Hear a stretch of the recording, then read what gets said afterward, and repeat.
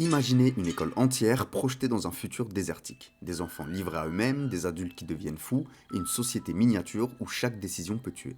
Imaginez maintenant le récit d'une femme serpent métamorphe qui s'infiltre dans les foyers pour prendre la place d'une mère aimante. Ces histoires sortent tout droit de l'imagination d'une véritable légende du manga, Kazuo Umezu, connu comme le dieu du manga d'horreur.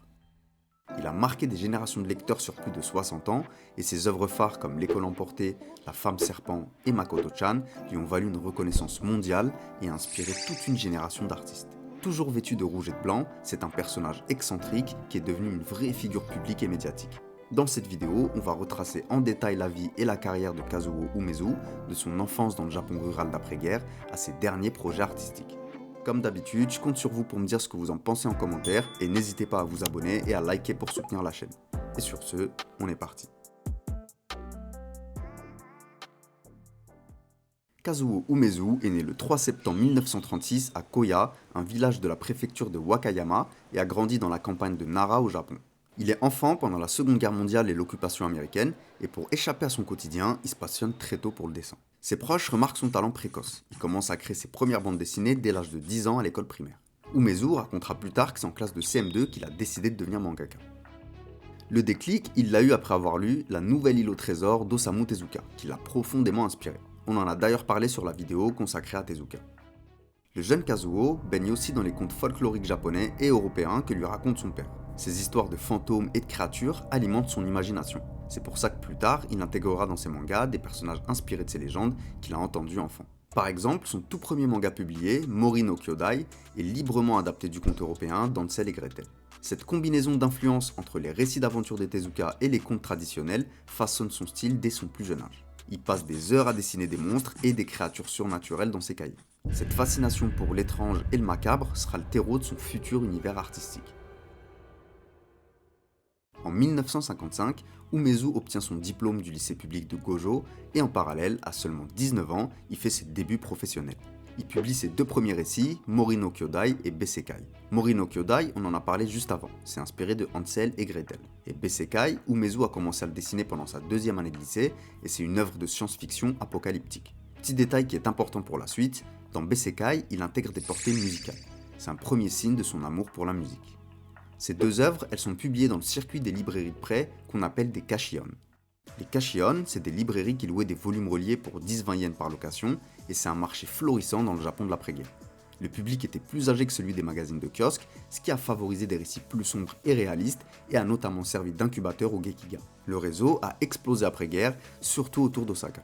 Umezu s'installe alors à Osaka et produit plusieurs ouvrages pour ce réseau de prêt durant la seconde moitié des années 50. Quand le marché du kashion commence à s'essouffler, l'ambitieux Umezu décide de tenter sa chance à Tokyo, le cœur de l'édition manga. A l'époque, les grosses têtes de l'industrie, c'est Osamu Tezuka, Fujiko Fujio ou encore Shigeru Mizuki. Il y déménage en 1953 pour publier ses œuvres dans des magazines grand public, de la Kodansha et de la Shogakukan. Au milieu des années 60, Umezu plonge complètement dans le genre qui fera sa gloire, l'horreur. Il publie des histoires nettement plus sombres qui rencontrent beaucoup de succès. En 1965, il signe Ebiona, un manga d'épouvante publié dans le magazine Shoujo Friend. Ebiona, qu'on peut traduire par La femme serpent. Ce récit met en scène une jeune fille et un serpent géant métamorphe. C'est un vrai contraste avec les gentilles histoires pour jeunes filles de l'époque. Umezu a conçu Ebiona comme une réponse au portrait idéalisé des relations mère-fille, qui est un des thèmes centraux du shoujo des années 60. Pour concevoir son histoire, il s'inspire d'une légende de la région de son enfance, le serpent du marais Okameike. C'est un conte du village de Soni, situé dans la préfecture de Nara.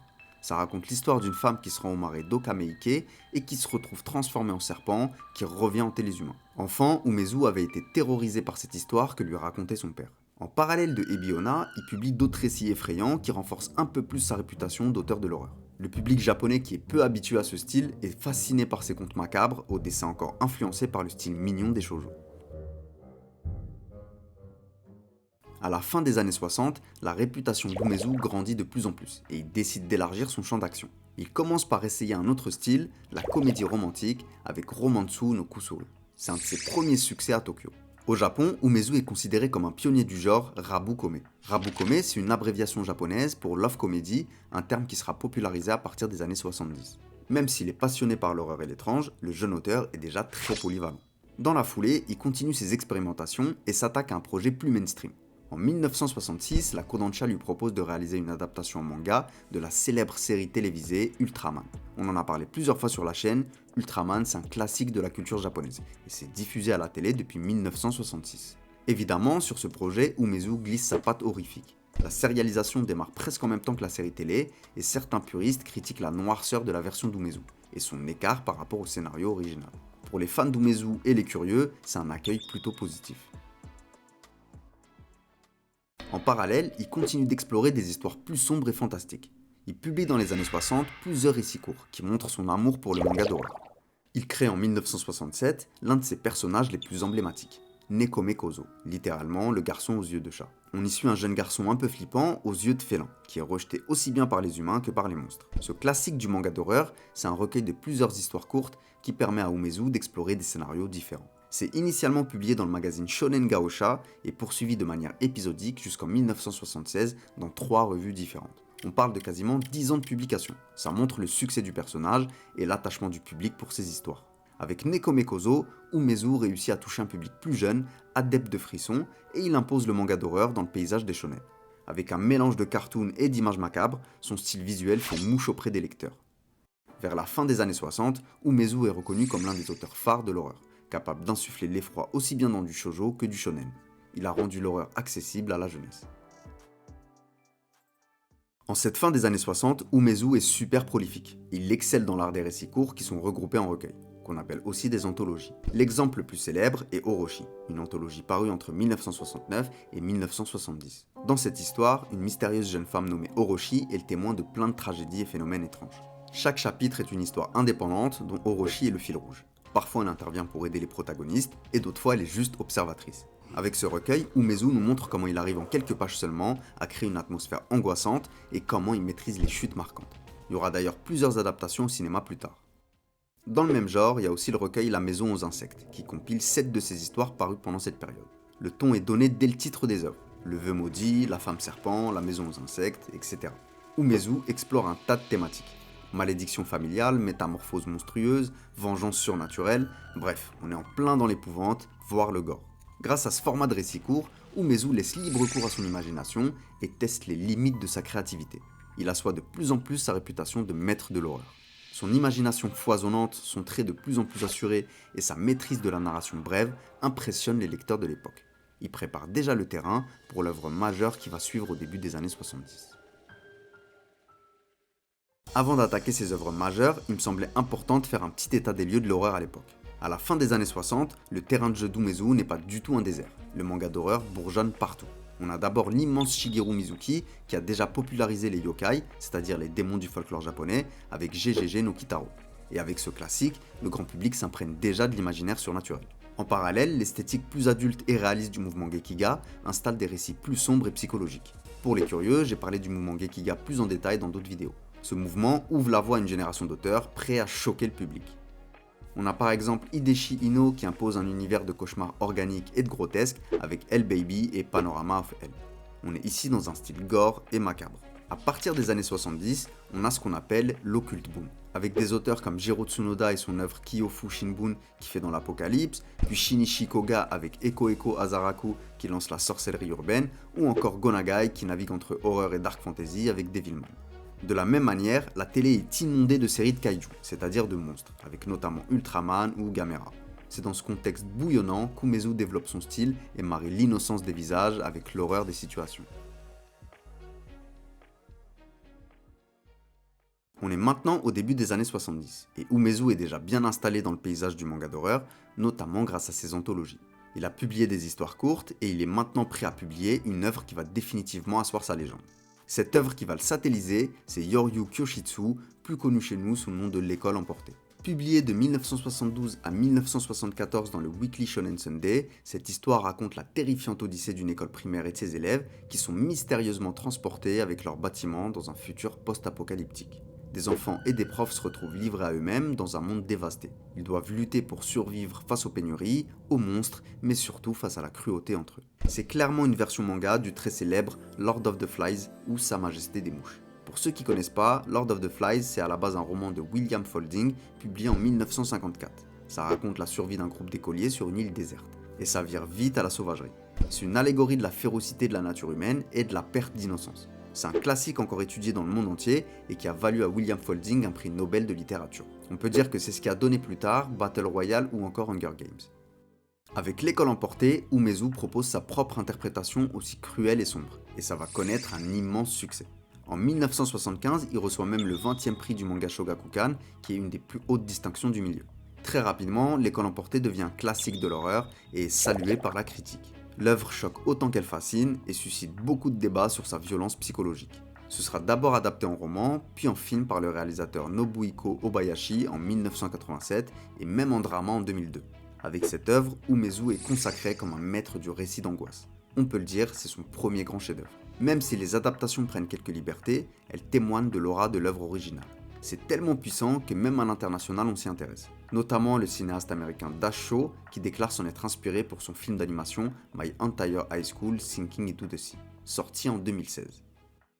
Traduit dans plusieurs langues, L'école emportée est l'un des mangas d'horreur les plus connus de l'histoire. Il y a eu plusieurs rééditions, même récentes, et ça continue de marquer les lecteurs. C'est aussi un héritage qui se ressent chez d'autres auteurs, et un des meilleurs exemples, c'est Junji Ito, qui considère Umezu comme son maître.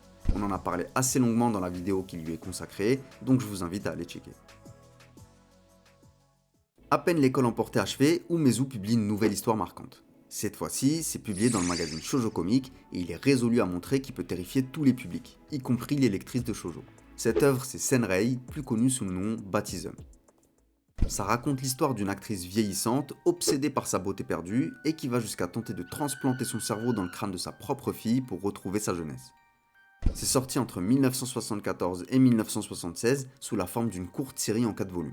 Le manga explore les thèmes de l'obsession narcissique, de la folie scientifique et du rapport entre une mère et sa fille. Dans ses récits précédents, Umezu mettait surtout en avant l'action, mais dans Baptism, il prend le temps de développer un climat de suspense oppressant. C'est pas pour autant qu'il oublie d'ajouter des images chocs. Comme la plupart de ses œuvres, Baptism suscite autant la fascination que le malaise. D'autant plus que le récit est publié dans un magazine shoujo, ce qui vient contraster avec les romances et drames habituels.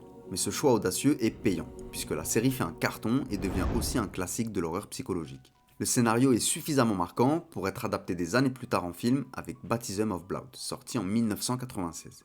Même si c'est publié en shoujo, Baptism est l'incursion d'Umezu dans un registre horrifique seinen, entre traumatismes familiaux, expériences interdites et angoisse viscérale.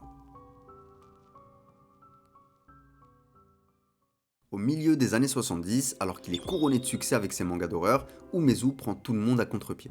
En 1976, il lance Makoto-chan, une série entièrement humoristique publiée dans le Weekly Shonen Sunday. Il fait littéralement un grand écart. Il avait habitué le public à des histoires sombres et angoissantes, et là il balance un manga rempli de gags.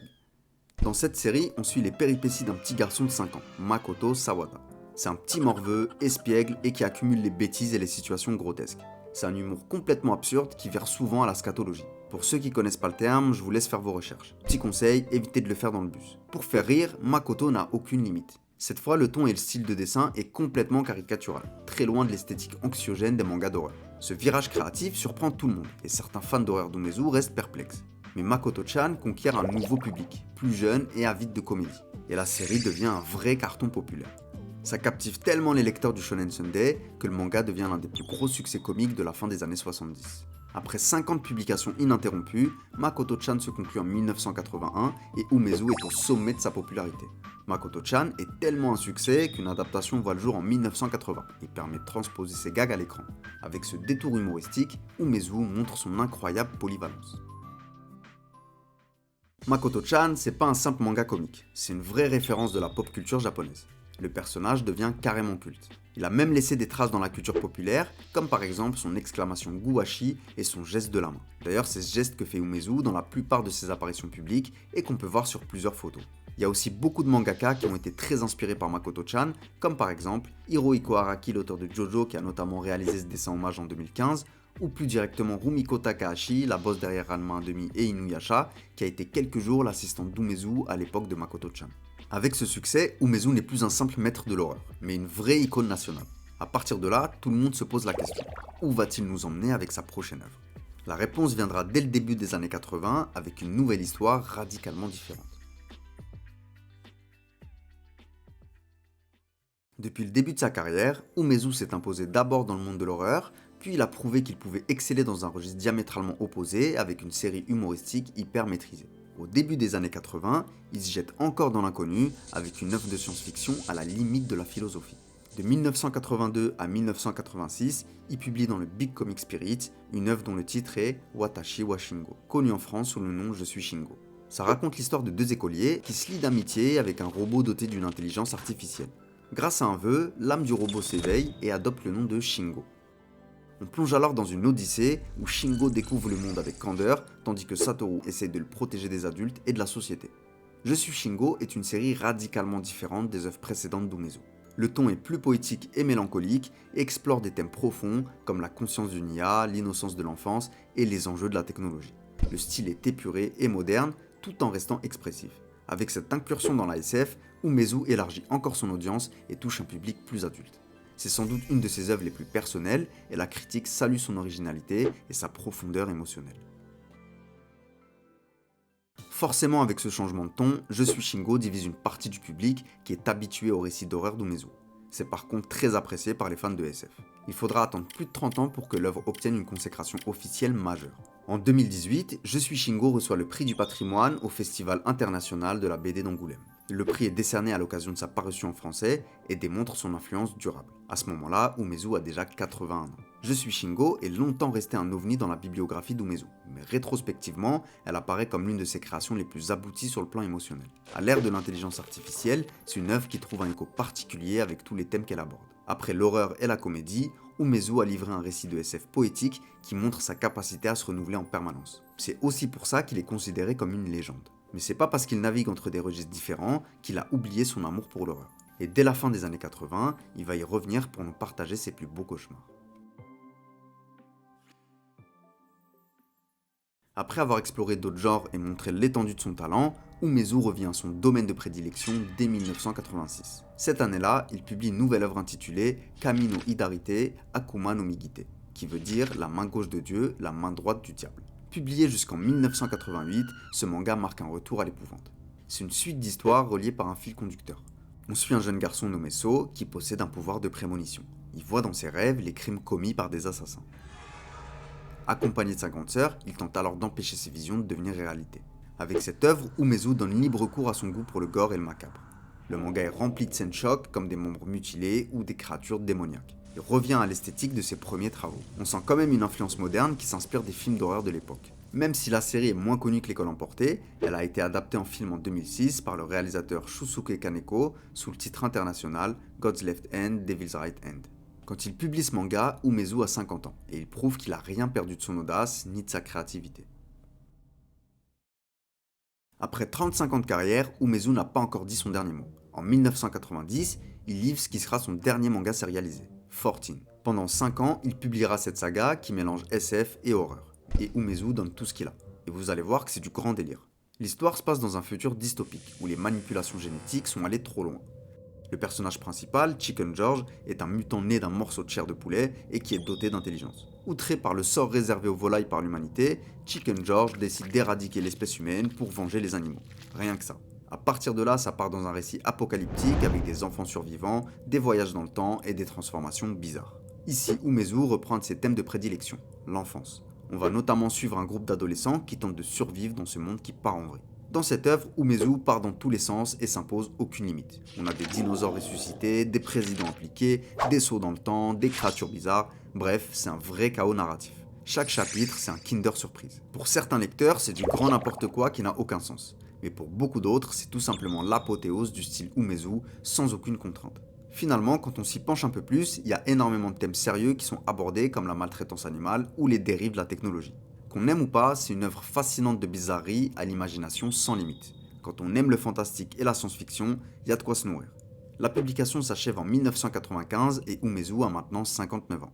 Forcément, après 40 ans de carrière, il commence à être fatigué et il annonce que c'était sa dernière œuvre. On l'a vu à travers les vidéos de la chaîne, être mangaka c'est travailler à un rythme effréné. Et Umezu, après toutes ces années, il a de sérieuses douleurs au poignet qui l'obligent à arrêter. Après avoir marqué les esprits à travers ses œuvres d'horreur et de science-fiction, c'est la fin d'une époque. Mais c'est pas pour autant qu'Umezu disparaît. C'est devenu une personnalité publique et il est très présent sur les plateaux télé, toujours reconnaissable avec son pull à rayures rouges et blanches. On l'a abordé que très brièvement, mais Umezu c'est avant tout une personnalité excentrique avec un sacré sens de l'humour. À partir de 1995, il va se réinventer ailleurs. Libéré de la pression des deadlines, il va se consacrer à d'autres projets artistiques. C'est une toute nouvelle phase de sa vie qui commence. Si on fait une rapide rétrospective de l'œuvre d'Umezu, il y a un thème qui est central. C'est la confrontation entre le monde de l'enfance et celui des adultes, qui représente pour lui l'opposition entre innocence et corruption.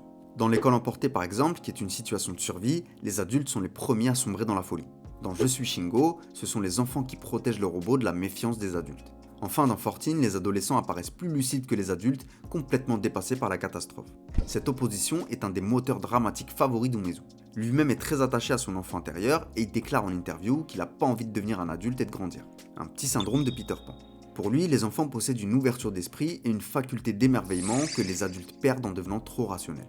C'est ce qui se passe dans ces histoires. Quand il y a un événement extraordinaire, les enfants s'adaptent grâce à leur capacité à croire à l'incroyable. Les adultes, eux, deviennent fous devant ces situations qu'ils n'arrivent pas à rationaliser. C'est précisément grâce à son âme d'enfant qu'Umezu arrive à insuffler une imagination sans limite à ses récits. Cette opposition entre l'innocence de l'enfance et la corruption du monde adulte transparaît aussi dans son style graphique. Ces héros, qui sont souvent des enfants ou des adolescents, sont dessinés avec des traits plutôt mignons, des grands yeux expressifs, un peu à la manière des premiers mangas comme chez Osamu Tezuka. En face, il leur oppose des créatures difformes qui sont de vraies incarnations du mal. C'est une dualité qui est poussée à l'extrême dans ses planches, un vrai mélange entre kawaii et macabre. Même si son style évolue au fil des années, on remarque quelques constantes. Un trait clair hérité de Tezuka pour les personnages humains, beaucoup de détails dans les scènes horrifiques, et une utilisation ingénieuse des contrastes noir et blanc. Dans ses œuvres des années 60-70, le style a un aspect à la limite du cartoon, puis dans les années 80-90, son trait se modernise tout en restant contrasté. Entre les visages de porcelaine et les créatures terrifiantes, Umezu a ancré durablement ces images dans l'esprit des lecteurs. Au-delà du papier, Umezu a littéralement fait de sa maison une œuvre d'art vivante. En 2006-2007, à plus de 70 ans, le mangaka décide de faire construire sa nouvelle maison à Kishijoji, un quartier de la ville de Musashino à l'ouest de Tokyo. Comme vous pouvez le voir, c'est clairement une extension de lui-même. Elle est peinte en rayures rouges et blanches et on peut voir deux yeux globuleux en guise de fenêtre sur une des façades. Elle détonne complètement dans ce quartier résidentiel. Comme on pouvait s'en douter, ça a dérangé quelques voisins qui l'ont jugé nuisible au paysage, à tel point que deux d'entre eux ont tenté un procès pour faire annuler la construction. Umezu se laisse pas intimider et mène une bataille juridique pour défendre sa maison de rêve. En 2009, le tribunal de Tokyo finit par lui donner raison et juge que la maison ne détruit pas l'harmonie du paysage et qu'elle n'est pas illégale malgré son originalité.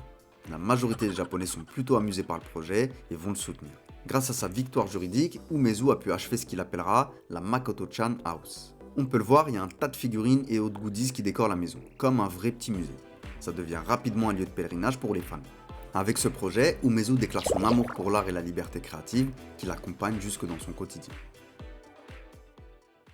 Comme on l'a vu tout au long de la vidéo, Umezu a construit sa légende grâce à son talent de dessinateur et de narrateur et par sa personnalité extravagante. Mais sa passion pour l'art ne s'arrête pas au dessin, c'est un vrai touche-à-tout. Grand fan de musique, il fonde dans les années 70 son propre groupe de rock. Il sort même un album en 1975 intitulé Yamino Album, qui veut dire Album des ténèbres. Avec lui, l'horreur n'est jamais très longue. D'ailleurs, la pochette est une illustration qui nous plonge directement dans son monde.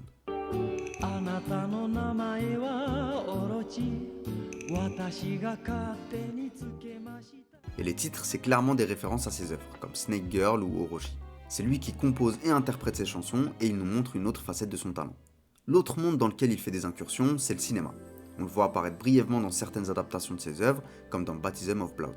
Je vais pas faire le listing de toutes les adaptations au cinéma de ses œuvres, mais il y en a eu beaucoup. De 1968 à 2008, il y en a eu plus d'une dizaine. Et je parle que des adaptations tirées directement de ses œuvres. Mais là où on va le plus le voir, c'est à la télé japonaise, où il est souvent invité dans des émissions. Avec son look et son humour décalé, il régale le public japonais. Dans les années 80-90, c'est une vraie icône. Avec sa marinière rouge et blanche, ses mimiques et ses répliques cultes, il envahit l'espace public. Il n'hésite pas à chanter sur scène, à dialoguer avec ses fans, il est enjoué, accessible, bref, il fait le show et les Japonais adorent. Il s'est aussi impliqué dans un domaine totalement différent. En 1994, il a réalisé une attraction type maison hantée pour le Tokyo Dome City. C'est lui qui a conçu le scénario et la mise en scène du parcours où les visiteurs étaient plongés dans un décor inspiré de ses mangas. Et ça a eu pas mal de succès. Avec tous ces projets, on peut dire qu'Umezu c'est vraiment un artiste complet. Il a su transposer son amour pour l'horreur à travers les mangas, la musique, le cinéma et même les parcs d'attractions. Même si c'est quelqu'un de très excentrique et visible dans les médias, Umezu reste un homme mystérieux. Encore une fois, le mystère autour de la vie privée est sacré chez les mangaka. Il est tellement passionné par son travail qu'on lui connaît aucune relation amoureuse. Dans des interviews, il revendique avec humour qu'il est resté célibataire et vierge toute sa vie et qu'il a seulement connu l'amour du manga. Même si c'est dit sur le ton de l'humour, ça reflète bien son état d'esprit. C'est un homme complètement dévoué à son art. Sans femme et sans enfant, il s'est laissé la liberté de ne vivre qu'à travers l'art. Il a consacré l'essentiel de son temps à créer et à dessiner. La seule attache qu'on lui connaît, c'est sa mère, de qui il était très proche et qu'il visitait régulièrement. Lui qui répète que le secret de sa longévité, c'est de jamais avoir grandi, il a décidé de vivre sans entrave et selon ses propres règles. C'est un éternel enfant complètement détaché des conventions sociales. Comme vous pouvez imaginer, avec cette carrière de dingue, il a reçu énormément de récompenses. Le prix Shogakukan en 1975 pour l'école emportée, le prix d'honneur de l'Agence pour les affaires culturelles en 2019 pour l'ensemble de son œuvre, le prix du Festival d'Angoulême en 2018, une nomination aux Eisner Awards en 2009 pour Cat Eye Boy. Bref, il est reconnu par ses pairs à travers le monde entier. Il a aussi eu le droit à certains honneurs. Dans les années 80, il a eu le droit à un concours qui portait son nom et qui récompensait les jeunes mangaka d'horreur. C'est d'ailleurs là que Junji Ito s'est fait remarquer avec Tomie. En 2009, il a aussi été célébré dans une rétrospective au musée du manga de Kyoto, ce qui fait de lui un vrai monument du manga. Je compte même pas toutes les fois où il a été invité d'honneur dans des conventions et festivals. Avec toutes ces distinctions, Umezu peut être considéré comme un vrai pilier et maître du manga, qui a profondément marqué la culture. Au-delà des distinctions, Umezu a eu une influence directe sur beaucoup de mangaka. Un de ses successeurs les plus connus, c'est clairement Junji Ito. On l'avait abordé en détail dans la vidéo qui lui est consacrée, donc je ne vais pas m'attarder dessus ici. Je vous invite à aller checker. Il y a aussi d'autres mangaka comme Hideshi Ino ou Shinichi Koga, qui sont deux auteurs phares de l'horreur, qui le citent comme une grande source d'inspiration. Au Japon, on surnomme Kazuo Umezu le dieu du manga d'horreur. Ça montre à quel point il a impacté le genre. Mais l'héritage d'Umezu ne se limite pas à l'horreur. Il y a des auteurs de shonen et seinen qui ont aussi été marqués par ces histoires. On a par exemple Minetaro Mochizuki, le créateur de Dragon Head, ou Shintaro Kago, le maître de l'eroguro, qu'on peut traduire par l'érotique grotesque. Dans un style complètement différent, on a aussi Rumiko Takahashi qui avait brièvement travaillé pour lui. Comme on l'a vu précédemment, après Fortune en 1995, Umezu publie plus de manga. Tout le monde pense alors qu'il a vraiment pris sa retraite de création narrative. Mais à la surprise générale, il annonce en 2021 un nouveau projet artistique, après 27 ans d'inactivité dans les arts graphiques. Il s'était arrêté à cause des douleurs au poignet, mais il trouve un autre médium plus supportable, la peinture. Pendant des années, seul dans son coin, il réalise une centaine de tableaux avec comme fil conducteur une histoire liée à l'univers de Shingo. Intitulée Zoku Shingo Shisana Robot Shingo, c'est une série de toiles qui prolonge le récit de Je suis Shingo. Il dévoile son travail en 2022 à plus de 85 ans. L'exposition, intitulée Kazuo Ume's The Great Art Exhibition, ouvre d'abord ses portes à Tokyo, puis l'exposition voyage à Osaka. Umezu explique que c'est le prix remporté à Angoulême qui lui a redonné l'énergie et l'envie de créer à nouveau. Ce retour est salué par la critique et rencontre un vrai succès.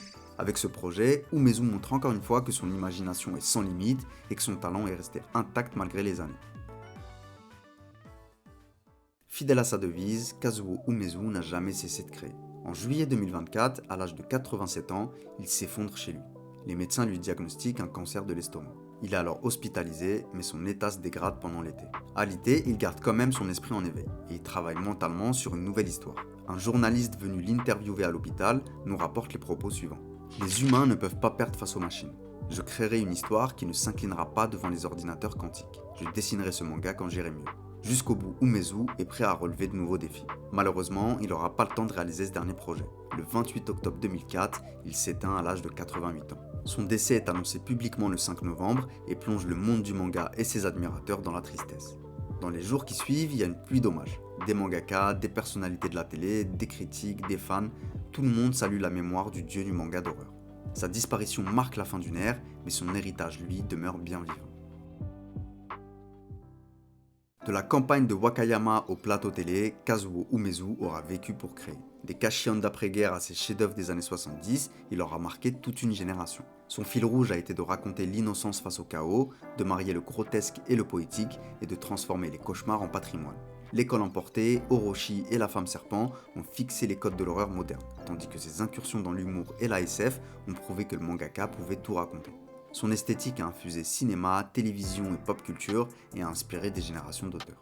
Depuis sa disparition en 2024, son aura ne cesse de grandir, avec des éditions commémoratives, des réimpressions, des projets d'exposition, des documentaires et des clins d'œil médiatiques. Chaque réédition et chaque adaptation rappelle l'intemporalité d'une œuvre qui continue de conquérir de nouveaux lecteurs. Son ultime leçon tient dans une obstination d'enfant, ne jamais cesser de s'émerveiller. Le maître de l'horreur est éternel et son invitation à imaginer l'impossible aussi. Merci à tous d'avoir suivi cette vidéo, j'espère qu'elle rend suffisamment hommage à cette légende du manga et qu'elle vous permettra de découvrir ses œuvres. N'hésitez pas à partager vos retours en commentaire et à liker et vous abonner à la chaîne si vous voulez soutenir mon travail, ça fait toujours très plaisir. Et sur ce je vous dis à la prochaine.